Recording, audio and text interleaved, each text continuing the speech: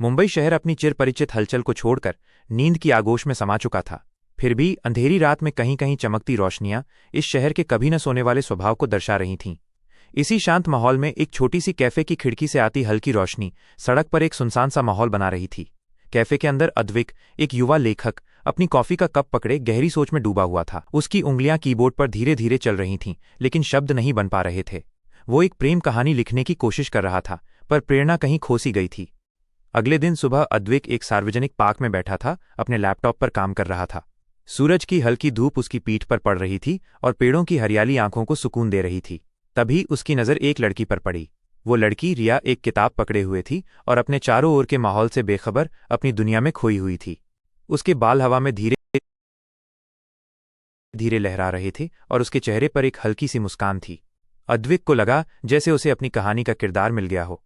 धीरे धीरे अद्विक और रिया की मुलाकातें बढ़ने लगीं।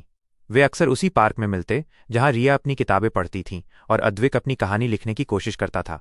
रिया एक कॉलेज छात्रा थी जो साहित्य और कला में गहरी रुचि रखती थी। अद्विक ने उससे दोस्ती की और उसे अपनी कहानी के बारे में बताना शुरू किया। रिया भी उसकी कहानियों को ध्यान से सुनती और अपनी राय देती। उनकी बातें घंटों चलतीं और उन्हें पता ही नहीं चलता कि समय कहाँ चला जाता। कुछ ही हफ्तों में अद्विक और रिया की दोस्ती एक गहरे रिश्ते में बदल गई। वे एक दूसरे के बिना अधूरे महसूस करने लगे। अद्विक को रिया की सादगी और उसकी सोचने का अंदाज बहुत पसंद था और रिया को अद्विक का जुनून और उसकी कहानी कहने का तरीका आकर्षित करता था। वे अक्सर रात में मुंबई की सड़कों पर घूमते, समुद्र किनारे बैठते और एक दूसरे के सपने और उम्मीदें बांटते। लेकिन किस्मत को शायद कुछ और ही मंजूर था। एक दिन अद्विक को अपनी पहली किताब के लिए एक बड़े पब्लिशर से ऑफर मिला, लेकिन इसके लिए उसे कुछ समय के लिए शहर से बाहर जाना था। अद्विक के लिए ये एक बड़ा मौका था, लेकिन रिया से दूर जाना उसके लिए बहुत मुश्किल था।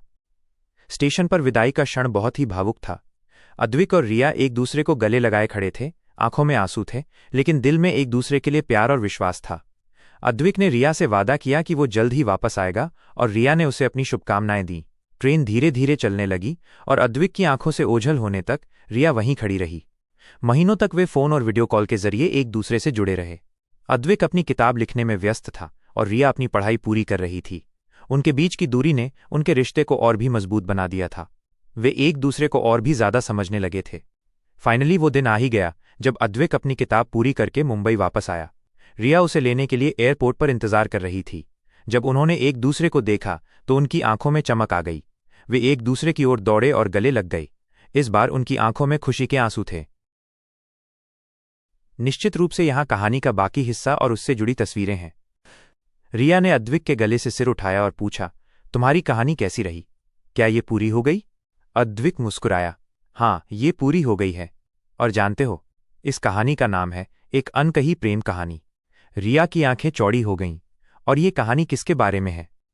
अद्विक ने प्यार से रिया के बालों को सहलाया और कहा, यह कहानी उस लड़की के बारे में है जिसने मेरे अंदर की प्रेरणा को फिर से जगाया।